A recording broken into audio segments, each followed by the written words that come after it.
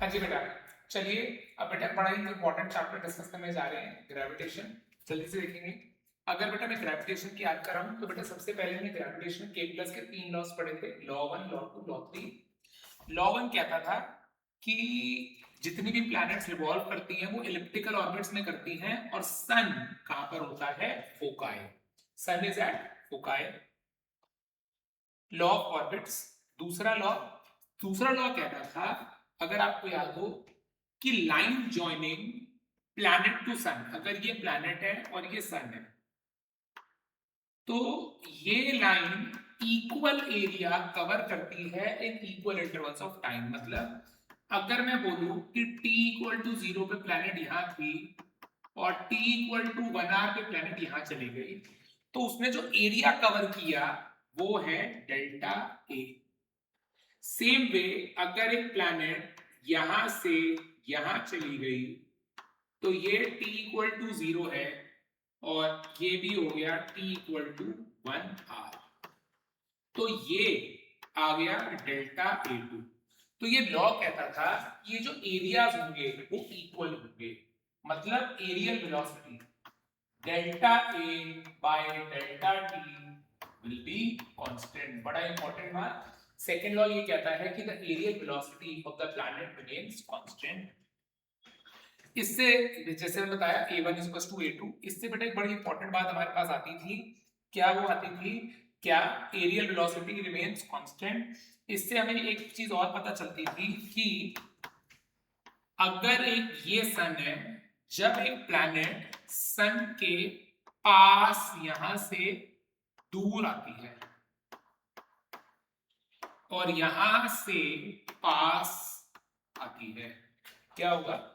जब एक प्लैनेट सन से दूर होगी तो उसका आर ज्यादा होगा तो उसकी स्पीड कम हो जाएगी, और जब उसका आर कम होगा तब उसकी स्पीड ज्यादा हो जाएगी। तो बेटा आप क्या समझे? लॉजिक इज कि जब एक प्लैनेट सन के पास आएगी तो उसकी स्पीड ज्यादा हो जाएगी, और जब प्लैनेट सन से पास आएगी तो स्पीड ज्यादा हो जाएगी, दूर जाएगी तो स्पीड कम हो जाएगी। बेटा थर्ड लॉ कहता था T square is directly proportional to R cube. इसके ऊपर एक क्विकली हम एक न्यूमेरिकल देख लेते हैं। क्या लिखा है बेटा? बड़ा आसान सा क्वेश्चन है। Two planets are at a distance of 10 to the power 13 and 10 to the power 12. Find the ratio of their time periods and c. तो बेटा बड़ा आसान, t square is directly proportional to r cube. t1 square by t2 square is equal to r1 cube by r2 cube. So r1 की value डाल दी 10 to the power 13 10 to the power 12। So बेटा बस इसे solve कर दीजिए put करके। ठीक है जी, यहां से हमें किसकी वैल्यू मिल जाएगी? t1 bye t2। अब हमें बेटा निकालनी है रेशियो ऑफ स्पीड्स। स्पीड कैसे निकालेंगे बेटा? समझिएगा, स्पीड क्या होता है? Distance upon time. जब एक प्लैनेट पूरा चक्कर काटती है तो वो डिस्टेंस क्या कवर करती है? 2 पाई आर, और टाइम क्या लगता है? t। तो इस हिसाब से v1 by v2 is r1 by r2 into t2 by t1। समझ गए होंगे? v1 by v2 is equals to r1 by r2 into t2 by t1। अगर आप इस क्वेश्चन को देखो तो यहां पे हमें r1 की वैल्यू दे रखी है। r1 की वैल्यू है 10 टू द पावर 13, r2 की वैल्यू है 10 टू द पावर 12, और इस वाले पार्ट से हमने किसकी वैल्यू निकाल ली थी? t1 बाय t2 की वैल्यू निकाल ली थी। जब हम ये निकाल चुके हैं तो यहाँ पे हम इनको उठा के डाल देंगे and will get our answer. Next देखिए बेटा, ये पूछ रहे हैं, बड़ा आसान क्वेश्चन है, देखिए अच्छा है। The figure shows the velocity of a planet. ये बेटा सन है और ये प्लैनेट घूम रही है। हमें बताना है कि बेटा स्पीड क्या क्या होगी। फिर वही बात हमने बेटा फिर बोला था कि जब r कम होगा तब स्पीड ज्यादा होगी। अगर आप ध्यान से देखो तो सबसे कम r ये है, तो यहाँ पे स्पीड मैक्स होगी, और ये सबसे दूर है तो यहाँ पे स्पीड सबसे लेस होगी।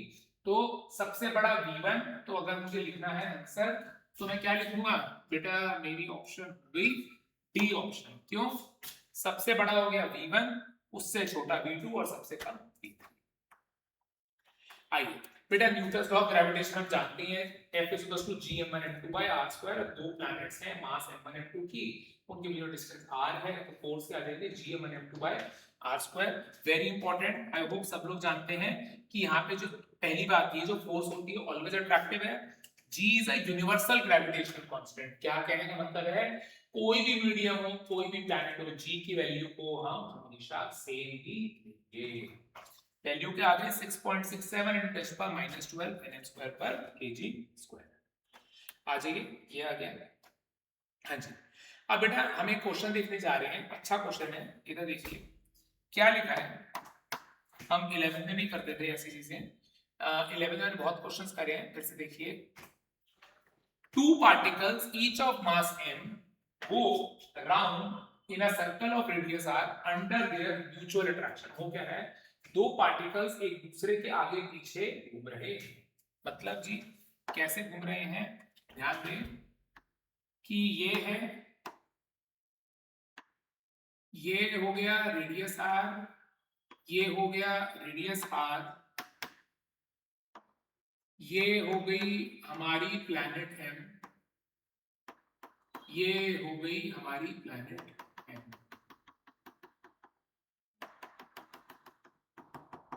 ठीक है जी, एम आई राइट? अच्छा जी, नाउ स्टोरी क्या है, ध्यान दीजिए। जब ये प्लान बेटा अभी सर्कुलर मोशन में आपको क्लास में पढ़ाया है, जब भी कोई चीज गोल घूमती है तो उस पे बाहर की तरफ क्या लगता है, mv²/r। चलो अगर आप बेटा ये समझते हो तो बाहर लग रहा है mv²/r। अब बेटा अगर कोई चीज बाहर से ये लग रही है सेंट्रीफ्यूगल फोर्स, तो किसी ना किसी को सेंट्रीपिटल फोर्स भी प्रोवाइड करानी पड़ेगी। तो सेंट्रीपिटल फोर्स कहां से आएगी बेटा, इन दोनों के बीच में जो फोर्स ऑफ ग्रेविटी है, ग्रेविटेशनल फोर्स, मतलब mv²/r इज g m²/2r का स्क्वायर। बेटा आपको दिख रहा होगा इन दोनों के बीच दूरी कितनी है, r और r, इनके बीच दूरी कितनी है, 2r²। इसको सॉल्व करके हम किसकी वैल्यू निकाल सकते हैं, b की वैल्यू निकाल सकते हैं। ध्यान दें। सो बेटा सुपरपोजिशन की बात करने जा रहे हैं। बेटा ये हमने 12th में भी करा हुआ है, ड्रॉ डायरेक्शन मैग्नीट्यूड रिजल्टेंट। जब भी कभी क्वेश्चन आए तो सबसे पहले ड्रॉ बनाओ, डायरेक्शन में कोई चक्कर ही नहीं है, क्योंकि ये ऑलवेज क्या होता है, अट्रैक्ट। मैग्नीट्यूड का एक ही फॉर्मूला है, क्या, gm1 m2 by r², और फिर रिजल्टेंट निकालने के लिए बेटा ट्रायंगल लॉ, पैरेललोग्राम लॉ, यही सब ध्यान दें। देखिए बेटा क्या लिखा है, 3 equal masses each of mass m kg are placed at the vertices of an equilateral triangle। ये मास m आ गया, ये मास m आ गया, और ये मास भी m आ गया। What is the force acting on a mass 2m placed at the centroid? What is the force acting on a mass 2m placed at the centroid? ये A है, ये B है, और ये C है। तो हमें फोर्स बतानी है, तो बेटा बताइए बेटा, बड़ा सिंपल है। ध्यान से देखिए कि ये इसको अपनी तरफ खींच रहा होगा, ये इसको अपनी तरफ खींच रहा होगा, और ये भी इसको अपनी तरफ खींच रहा होगा। तो हमने ड्रॉ कर लिया, डायरेक्शंस बना ली, अब हमें क्या निकालना है, रिजल्टेंट। तो बेटा ये FA आ गया, ये FB आ गया, और ये FC आ गया। अगर बेटा थोड़ा भी जानते हो, हमने 12th में पढ़ा हुआ है कि ये एंगल कितना होगा, 120 डिग्रीज, ये एंगल कितना होगा, 120 डिग्रीज, और ये एंगल भी कितना होगा, 120 डिग्रीज। बेटा जी एक चीज आप खुद देख पा रहे होंगे कि सारे पेयर्स में ना मासेस इक्वल है, मतलब 2mm, 2mm और 2mm। इससे क्या होगा कि जो फोर्सेस आएंगी, FA is FB is FC is equals to F, same आ गया, फोर्सेस आर इक्वल। अब बेटा अगर मैं इसको अलग से बना लूं तो सर हमारे पास तीन फोर्सेस लग रही हैं, F और F। ठीक है जी, इनके अंदर एंगल कितना लग रहा है, 120 डिग्रीज। क्या कर सकते हैं, वैसे तो बेटा अगर आपको याद हो ना, मैंने आपको क्लास में रिजल्ट लिखवाया हुआ है, n forces acting at an angle of 2π/n। अगर n forces, n equal forces act at an angle of 2 pi by n, then the resultant is 0. अगर आप यहाँ पे देखो तो 3 equal forces हैं, तो 2 pi by n, तो 2 pi by 3 एंगल कितना आ गया 120. अगर ये भी 120 है, ये भी 120 है, ये भी 120 है, तो यहाँ पे f net की वैल्यू क्या आ गई 0. ठीक है जी. ध्यान दीजिए बेटा, एक्सेलरेशन ड्यू टू ग्रेविटी आप सब जानते हैं स्मॉल जी. इसके अंदर जो हमारे पास में था g के दो फॉर्मूले थे जो यूज करते थे. स्मॉल g को हम लिख सकते हैं g mass of planet upon radius of planet का स्क्वायर, और g को हम लिख सकते थे 4/3 पाई g r रो. सो बेटा ये दो g के हमारे फॉर्मूले थे जो हमने क्लास में 11 में पढ़े. ठीक है. इससे पता चलता है कि g किस पर डिपेंड करता है, मास of the planet, radius of the planet and density of the planet. Factors affecting g. अगर बेटा जी आपको याद हो, हमने इसके 3 फैक्टर्स पढ़े थे. कौन से? Height, depth and shape. Rather JEE NEET में कभी-कभी हम लैटिट्यूड भी डिस्कस कर लेते हैं, बट अभी मैं 11th पे डिस्कशन कर रहा हूं, क्विकली रिवाइज करवा रहा हूं. तो हाइट, डेप्थ और शेप. हाइट मतलब जब आप धरती से ऊंचा जाओगे, डेप्थ मतलब जब धरती के नीचे जाओगे, शेप मतलब जब धरती पे आप गोल गोल घूमोगे, मतलब इक्वेटर से चलते हुए अगर आप पोल पे जाओगे तो क्या फर्क पड़ेगा. अगर आपको याद हो बेटा जी, ऑल्टीट्यूड, हाइट, हमने इसके 3 फॉर्म. पहली बात बेटा, अगर हाइट बढ़ेगी तो g की वैल्यू घटेगी. अगर डेप्थ बढ़ेगी तो g की वैल्यू घटेगी. शेप के बारे में बात करते हैं. हमने इसके 2 फॉर्मूले पढ़े थे बेटा, अगर आपको याद हो. g, अगर हाइट बढ़े तो g डैश का फॉर्मूला होता था g dash is g r by r plus h का होल स्क्वायर. ये कब यूज करते थे? When h is much greater than r. मतलब जब आपको h बहुत ज्यादा है, 2000, 4000, 5000. बट अगर आपका h बहुत छोटा आए तो g dash is g 1 minus 2h by r. ये स्मॉल हाइट्स के लिए, ये लार्ज हाइट्स के लिए. ठीक है जी. अब अगर मैं डेप्थ की बात करूं तो g dash is g 1 minus d by r. ये फॉर्मूला आ गया डेप्थ का. अब हम बात करने जा रहे हैं शेप की. सर शेप में क्या था, मैं आपको याद करा दूं बेटा. शेप में ना हमने ये पढ़ा था कि जो हमारी धरती है ना, हमारी धरती एक परफेक्ट स्फीयर नहीं है. हमारी धरती इलिप्टिकल है. इलिप्टिकल मतलब पिचकी हुई. पिचकी हुई का मतलब ये हो गया कि जो इसका इक्वेटर का रेडियस है वो बड़ा है, और जो इसका पोल्स का रेडियस है वो छोटा है. तो हम क्या पढ़ते हैं, RE is greater than RP. अब अगर आपको याद हो, G का फॉर्मूला होता है GM by R square. तो इनवर्स हो गया भाई, इनवर्स हो गया ना. तो अगर RE ज्यादा है तो GE is less than GP. अगर मैं मास से मल्टीप्लाई कर दूं तो मेरे पास आ जाएगा MGE is less than MGP. इसका मतलब ये हुआ कि एक बॉडी का वजन पोल्स पे ज्यादा आएगा और इक्वेटर पे कम आएगा. बेटा जी वेरी इंपॉर्टेंट ग्राफ, कि कई बार पूछा भी गया हुआ है जेईई में सीधा. पहले g की वैल्यू बढ़ती रहती है सरफेस तक, और उसके बाद ग्राफ इनवर्सली गिरता रहता है. ये ग्राफ आपको याद हो, मेरे से पढ़ा भी है और आपको पता भी होना चाहिए. ठीक है जी. ध्यान दें, अगला शेप की बात बेटा मैं ऑलरेडी कर चुका हूं. अब शेप और ये सब हो गया. ध्यान दीजिए बेटा, कुछ न्यूमेरिकल्स देख लेते हैं जल्दी से. एक दो सब पे क्या लिखा है. A body weighs 64 newtons on the surface of the earth. What is the gravitational force on it at a height equal to half the radius. बेटा हम ऊपर जा रहे हैं और हाइट कितनी है, हाफ द रेडियस. मतलब एक बॉडी है जो धरती पे उसका वजन कितना आ रहा है, mg इक्वल टू 64. फिर क्या हुआ कि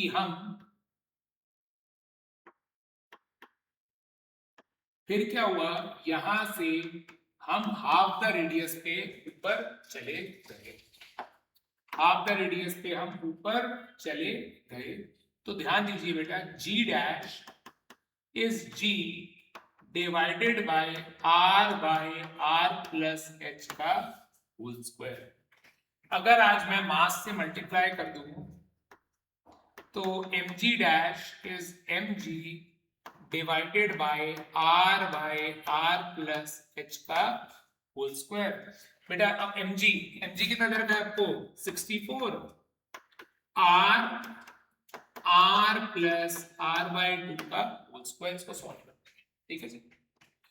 नेक्स्ट क्या लिखा है, find the percentage decrease in the weight when taken to a height 16 kilometre. बेटा अब हाइट कम हो गई है, क्योंकि हाइट कम हो गई है तो g dash is g 1 minus 2h by r, so g dash is g 1 minus 2 into 16 by 6400 kilometers, तो g dash by g is 1 minus बेटा 32 1 by 200।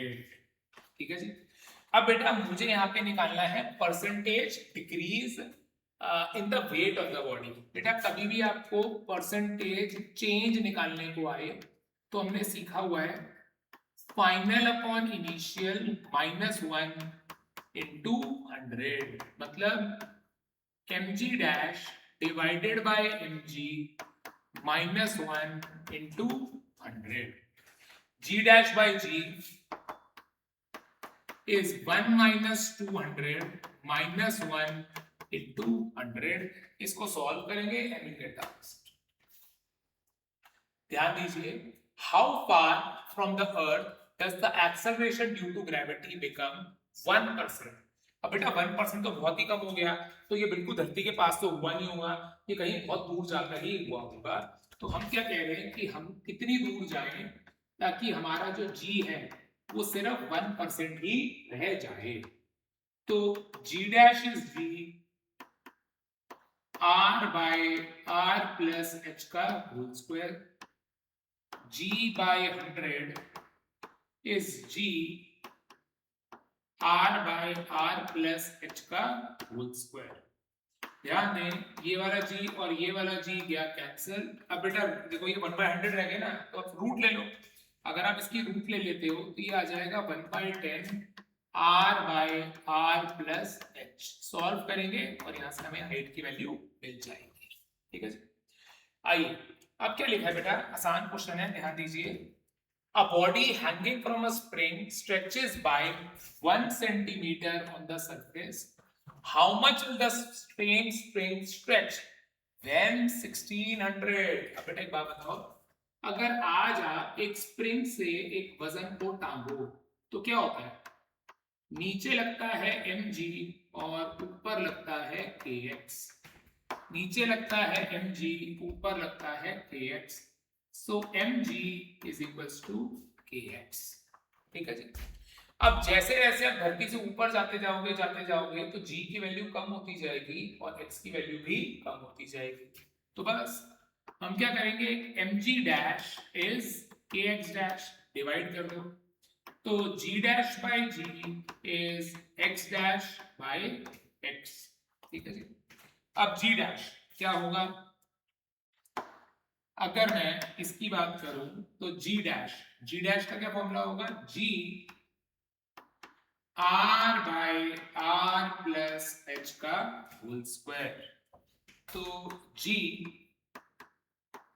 r by r plus h का whole square divided by g is x dash by x। g dash से g dash cut गया, so बेटा बस values डाल दीजिए। अब आपकी क्या है, आपका r आपको दे रखा है 6400, h आपको दे रखा है 1600 और x की वैल्यू आपको दे रखी है 1 सेंटीमीटर, x डैश आप निकाल दी। ठीक है जी। नेक्स्ट देखिए बेटा, अब हम बात करने जा रहे हैं डेप्थ की। How much would a sphere be. अच्छा बेटा ध्यान रखिएगा, डेप्थ में ना चक्कर नहीं है, हाइट में देखना पड़ता है कि कम ज्यादा, डेप्थ का एक ही फॉर्मूला है। हम क्या गए हैं हाफ वे डाउन, तो सिंपल सी बात है, g dash is g 1 minus d by r। अगर मैं m से मल्टीप्लाई कर दूं तो mg dash is mg 1 minus d by r। So how much would the sphere weigh, 250 newtons यहाँ पे, तो यहाँ पर आ गया 250 1 minus r by 2 by r, answer कितना आ गया 125 न्यूटन्स। बेटा आंसर कितना आ गया 125 मीटर्स। नेक्स्ट देखिए, at what height above the surface the value of g becomes equal to that in a 80 meter below। तो हम क्या कह रहे हैं, हम यहां से कितना नीचे जाएं ताकि हमारा ये वाला g और ये वाला g इक्वल आ जाए। तो यहाँ पे g डेप्थ है 80 मीटर्स, तो हाइट कितनी हो बेटा? ऑब्वियसली अगर आप धरती में 80 मीटर ही गए हो, 80 मीटर तो बहुत कम होता है, तो हाइट भी आपकी कोई बहुत ज्यादा नहीं रही होगी। तो सिंपल सी बात है, g dash is equal to g double dash. तो g 1 minus 2h by r is g 1 minus d by r। g cut गया, तो 2h by r is equal to d by r। बेटा इसको result के जैसे भी याद रखेंगे कि depth is twice of 2h। अगर आपकी डेप्थ 80 है तो आपकी हाइट कितनी आनी चाहिए 40 मीटर। इसका मतलब अगर आप धरती के अंदर 80 मीटर जा रहे हो तो ऊंचाई आपको सिर्फ 40 मीटर करनी है। देखिए जी, अब बेटा मैं आपको दो टर्म्स बताने जा रहा हूं। हमारे सामने दो टर्म्स क्या हैं, एक है हमारे पास ग्रेविटेशनल फोर्स और एक है ग्रेविटेशनल इंटेंसिटी यानी कि ग्रेविटेशनल फील्ड। ग्रेविटेशनल फोर्स आप जानते हो बेटा क्या होता था, Gm1m2/r²। इसकी यूनिट्स क्या होती थी, न्यूटन, और ये फोर्स है। अब ग्रेविटेशनल फील्ड क्या होता था, मैं आपको याद करा दूं, जिसको हम आई से बोलते थे, वो होता था फोर्स पर यूनिट मास। क्या होता था, देखो समझो, ग्रेविटेशनल फोर्स क्या होता है, Gmm/r², ठीक है ना। Gravitational intensity, I repeat, gravitational intensity बोलो या फील्ड बोलो, आई का फॉर्मूला होता है F/m, मतलब फोर्स पर यूनिट मास। अगर मैं इसको पुट कर दूं तो Gmm/r² divided by m, answer आ जाएगा Gm/r²। आप इसे ग्रेविटेशनल इंटेंसिटी बोल सकते हो या आप इसे ग्रेविटेशनल फील्ड बोल सकते हो। याद रखिएगा इसकी यूनिट्स होती हैं न्यूटन, जबकि इसकी यूनिट्स क्या होती हैं, न्यूटन पर केजी। देखा जाए तो ये भी फोर्स है, देखा जाए तो ये भी फोर्स है, सिर्फ फर्क क्या है, ये फोर्स है और ये फोर्स पर यूनिट मास है। अच्छा, अगर आपको एक चीज दिख पा रही हो कि ये बेटा पढ़ लेंगे, सारा इजी है, ध्यान दीजिए बेटा, इसके ऊपर एक छोटा सा न्यूमेरिकल कर रहे हैं। Two masses 90 kg and are placed 5 metres apart. बेटा ये ना मिस्टेक है, थोड़ा डायग्राम बना देता हूँ। हमारे पास दो मासेस हैं, एक 90 kg का है और एक 160 kg का है, are placed 5 meters apart, ठीक है। What is the gravitational field at a point 3 meters from 90 and 4 meters from 160? ध्यान दीजिए, 3 meters from 90, 4 meters from 160, ठीक है। अब बेटा मेरी बात को समझना, अगर आप इस पॉइंट को देखो, हमें यहाँ पे फील्ड निकालनी है, तो ये बताइए पहली बात, पी पॉइंट पे फील्ड कौन लगा रहा होगा, ए भी लगा रहा होगा, बी भी लगा रहा होगा। तो सर ए इसको अपनी तरफ खींच रहा होगा आई ए से, और बी इसको अपनी तरफ खींच रहा होगा आई बी से। तो sir I A is G M A by R A square, यानी कि g इंटू 90 3 का स्क्वायर, ये आ गया हमारा 9, आंसर आ गया हमारा 10 g न्यूटन्स पर केजी। यही अगर मैं आई बी की बात करूं तो मेरा आंसर आ जाएगा G M B by R B square, यानी कि g इंटू 160 होल स्क्वायर, तो ये भी आ गया 10g न्यूटन्स पर केजी, ठीक है जी। अब बेटा दो फोर्सेज हैं तो फाइनली आपको क्या निकालना पड़ेगा, रिजल्टेंट। तो सर 90 डिग्री का एंगल दे रखा है, क्या करोगे, a square plus B square plus 2ab cos 90। तो लास्ट स्टेप में आप क्या निकाल दोगे, इसका रिजल्टेंट, समझ गए। IA square plus IB square plus twice of IA IB cos 90, IA IB cos 90। आइए नेक्स्ट। अब बेटा मैं आपको पढ़ाने जा रहा हूँ gravitational potential energy, very very important topic. Gravitational potential energy क्या था? Gravitational potential energy of a body at a point in a field is defined as the amount of work done। बेटा समझना, ये वाला टॉपिक और escape speed दोनों उल्टे हो गए। इसमें हम क्या कहते हैं, ग्रेविटेशनल पोटेंशियल एनर्जी क्या है, कितना वर्क आपको करना पड़ेगा, कितनी मेहनत आपको करनी पड़ेगी एक बॉडी को इंफिनिटी से किसी पॉइंट में लाने के लिए। It is defined as a work done to bring a body from infinity to that point without acceleration। मैंने क्विकली इसकी डेरिवेशन भी डाल दी है, तो जेई नीट में हमें इसकी जरूरत होती नहीं है, पर फिर भी समझने के लिए अंडरस्टैंड करो बेटा। ये मेरी बॉडी है जिसको मुझे इंफिनिटी से किसी पी पॉइंट पे लाना है, और ये पी पॉइंट सेंटर से कितना दूरी पे है, आर दूरी पे। अच्छा जी, अब मैंने क्या करा, ये मान लिया कि अभी ये किसी x दूरी पे है, तो इस पे जो फोर्स लग रही होगी, वो क्या होगी, GMM by x square. Small work done कैसे निकलेगा, FDX GMM by x square. अब मैं बेटा ध्यान से देखिए, अगर आप समझ पा रहे हो, ये वेरिएबल है, क्या ये वेरिएबल है? क्यों सर वेरिएबल है?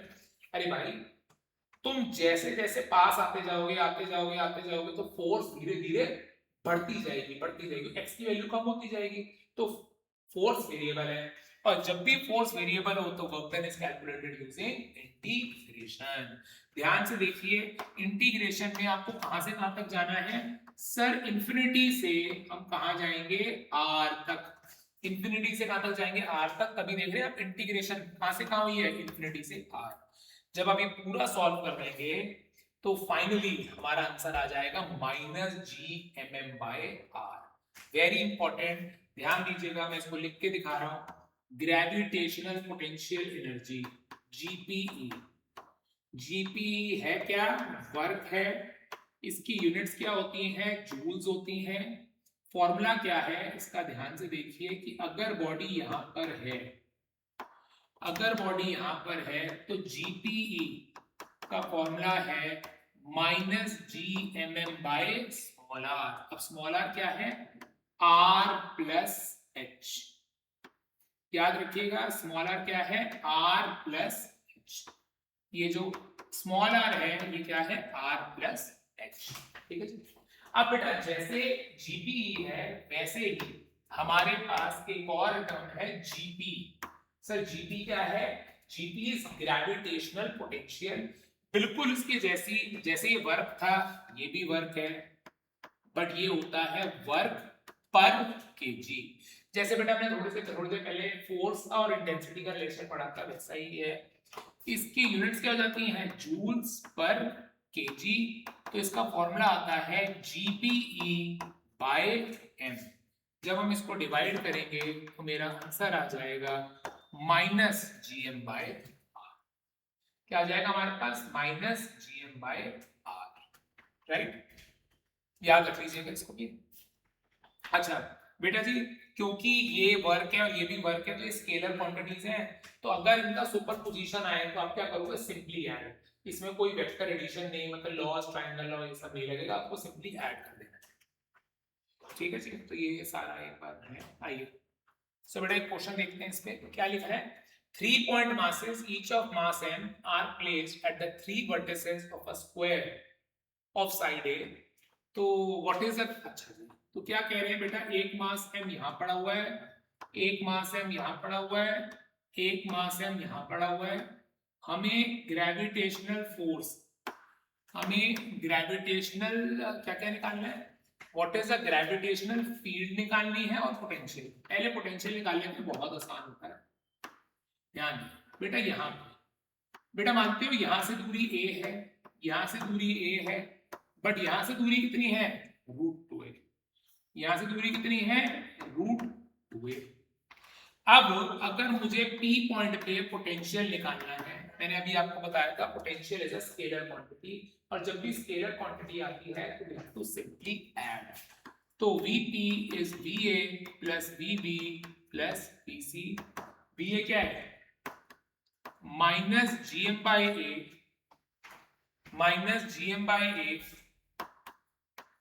Minus GM by root 2A minus GM by A minus GM by A minus GM by A minus GM by root 2 ये आ गया। ठीक। अच्छा, अब मुझे निकालना है यहाँ पे ग्रेविटेशनल फील्ड। फील्ड में क्या होगा? आसान है sir, field is a force.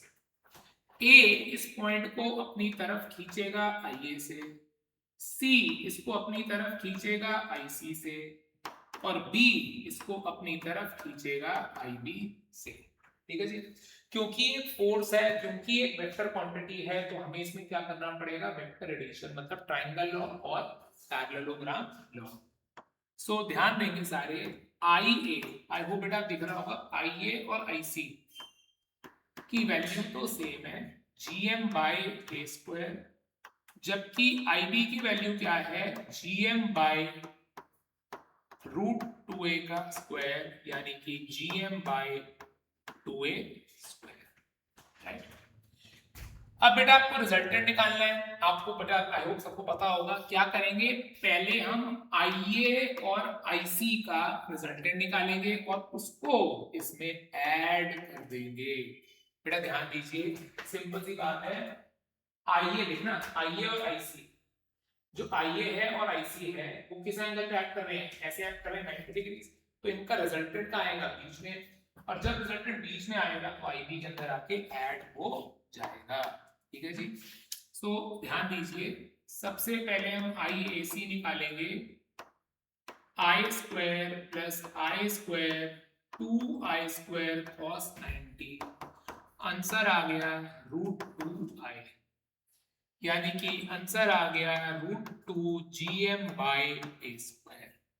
ठीक है जी।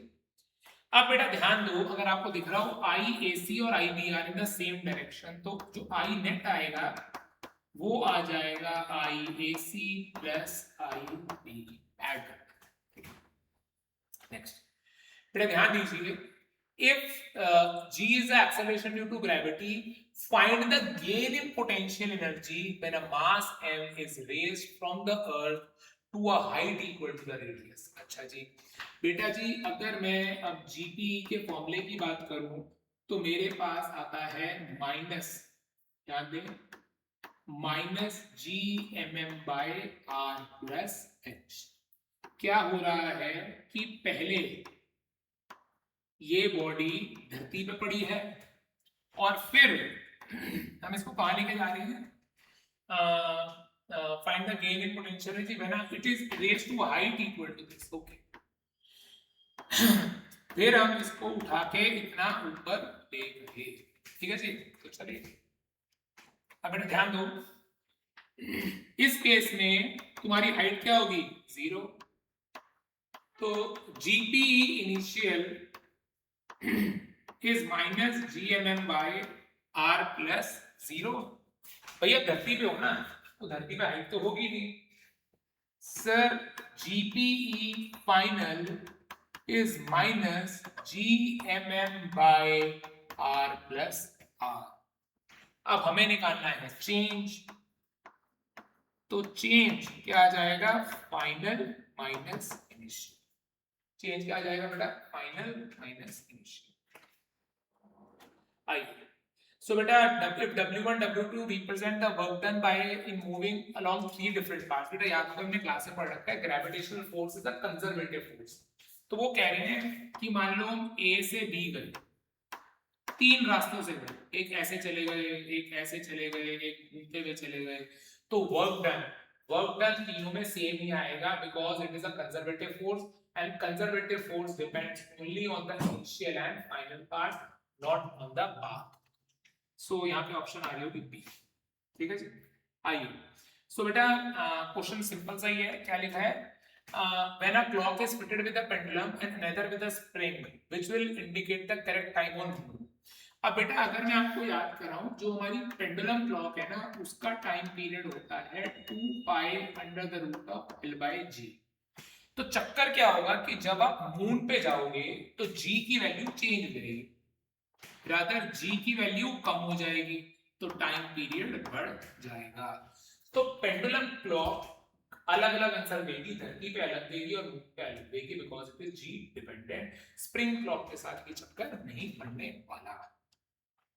ठीक है जी। अब बेटा हमारा लास्ट टॉपिक क्या है? सैटेलाइट्स। अगर मैं बात करूं सैटेलाइट, बेटा जानते हो कि एक बॉडी है, उसके आगे पीछे एक मतलब एक हेवनली बॉडी के आगे पीछे घूमती है, उसको हम कहते हैं satellites.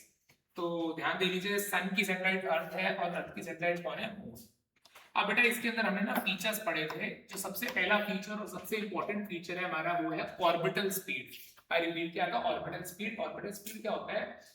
It is the minimum speed with which a satellite revolves around a planet. तो बेटा बहुत सिंपल सा कहानी है।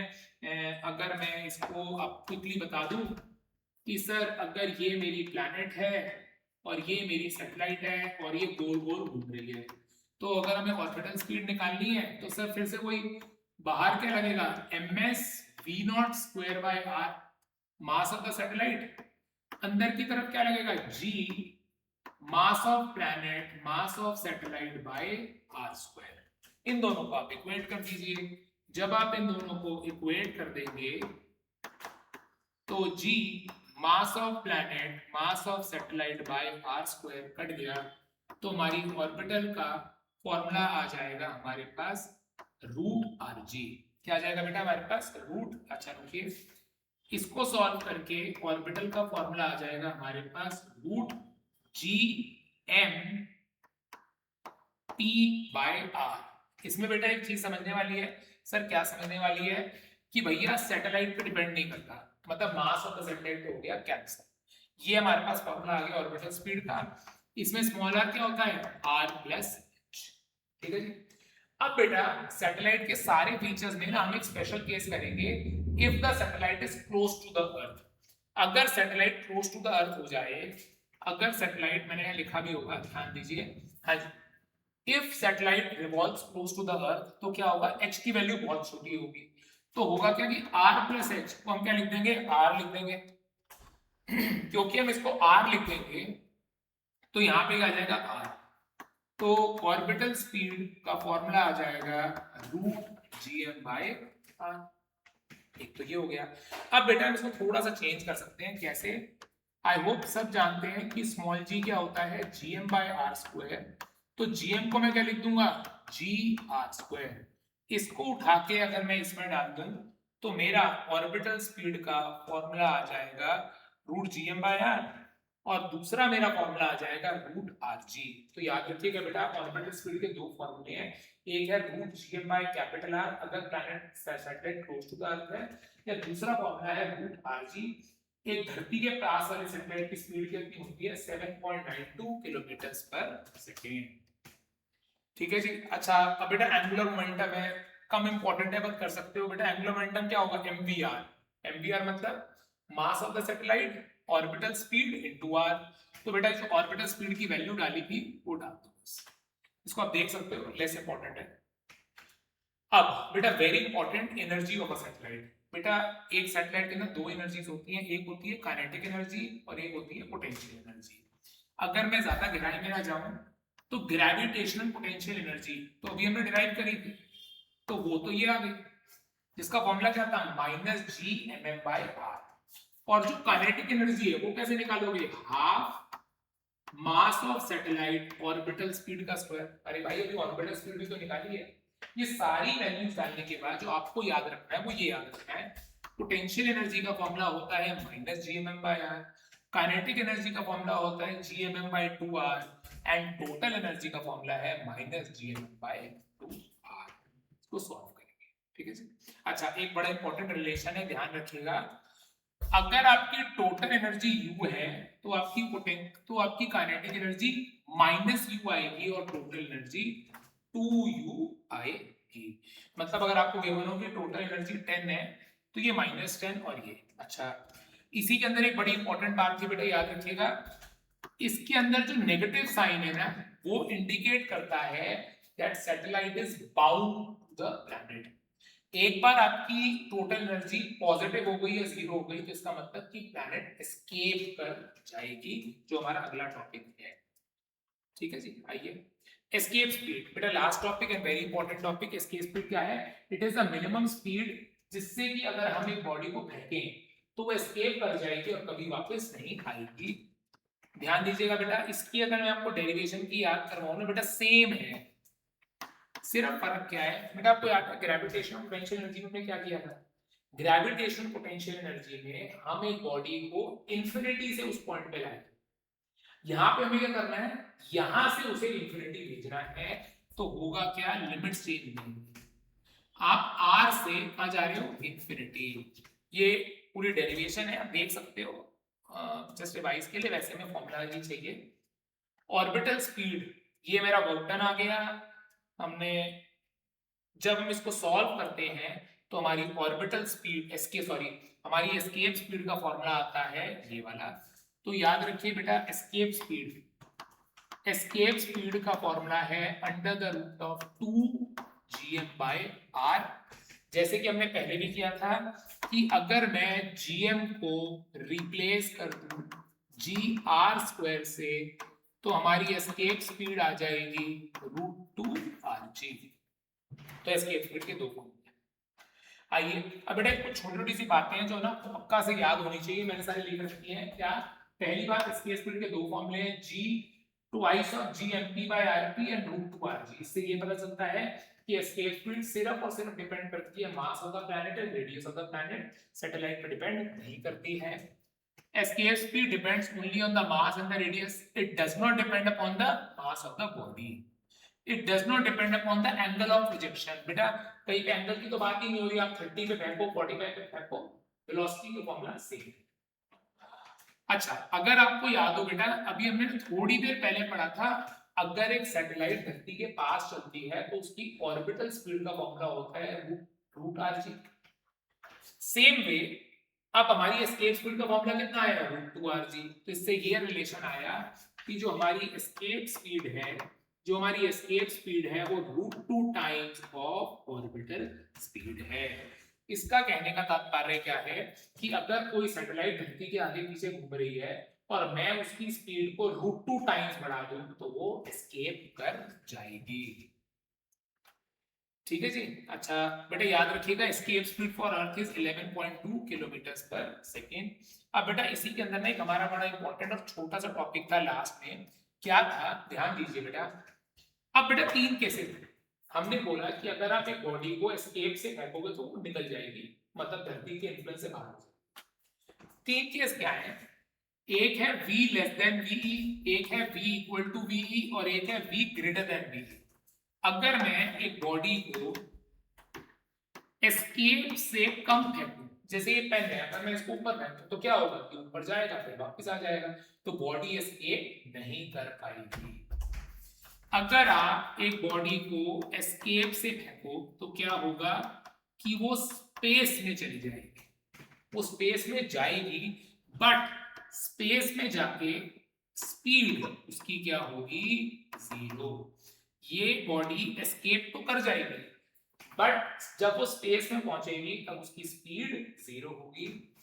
अगर आपने v is greater than v, अगर आपने एस्केप से भी ज्यादा जोर से फेंका तो क्या होगा, एस्केप तो 100% करेगी but it will have some speed in interstellar space, और वो स्पीड क्या होगी, v dash is under the root of v square minus ve का स्क्वायर। v क्या है, वो स्पीड जिससे आपने फेंका, ve क्या है, आपकी एस्केप स्पीड, और ये आपकी स्पीड है स्पेस में। क्या मैं कह रहा हूं, ये आपकी स्पीड है जो स्पेस में होगी, ये वो स्पीड है जिससे आपने थ्रो किया है, और ये वो स्पीड है जिससे आप एस्केप में, आपकी एस्केप स्पीड। ठीक है जी। चलिए बेटा जी ध्यान देंगे, छोटा सा क्वेश्चन है, फिर खत्म भी हो रहा है हमारा। A stationary body is released from a point P at a distance 3r। ध्यान देंगे बेटा, 3r मतलब कि r और 2r, r और 2r से आपने बॉडी को रिलीज किया। ठीक है, यहां से अगर एक बॉडी को हमने रिलीज किया तो उसका u क्या आ गया 0। Calculate the speed with which it hits the surface of the earth. So ध्यान दीजिए बेटा, क्या लिखा है, total energy initial is total energy final. बेटा ये ज्यादातर क्वेश्चन ना कंजर्वेशन से होते हैं, याद रखिएगा। ग्रेविटेशन के बहुत सारे क्वेश्चन एनर्जी कंजर्वेशन से होते हैं। कैसे, kinetic initial plus potential initial, kinetic final plus potential final. Kinetic initial क्या है 0, पोटेंशियल का फॉर्मूला क्या हो गया minus G M M by R plus H, तो R plus 2r। Kinetic final, जब मैं धरती को हिट करूंगा तो फॉर्मूला आ गया हाफ एम वी स्क्वायर। अब बेटे एक बात बताओ, जब आप धरती पे पहुंच जाओगे तब आपका सेंटर से दूरी क्या हो जाएगी r, यानी कि minus G M M by capital R। ठीक है जी, इसको सॉल्व करेंगे आपका भी आंसर मिल जाएगा। ठीक है जी, ध्यान दे लीजिए क्या लिखा है, क्विकली देखिए क्या लिखा है। A particle is projected upwards from the surface of the earth with a kinetic energy equal to half the minimum needed to escape. Okay. अब बेटा एक बात बताओ, हमारी एस्केप स्पीड कितनी होती है √2rg। ओके, अब हमने क्या करा है, जो हमारी स्पीड है वो एस्केप की हाफ है। इस क्या है with a kinetic energy equal to half. अच्छा, a particle is projected upwards from the surface of the earth with a kinetic energy equal to half the minimum needed to escape। तो बेटा escape करने के लिए जो kinetic energy चाहिए होती है वो होती है हाफ एम वी स्क्वायर, यानी कि हाफ एम √2rg। तो ये कितना आ गया हमारे पास में एम आर जी। अब आपने क्या करा है, आपने क्या करा है, इसको मिनिमम से ही फेंका है। ठीक है जी, चलो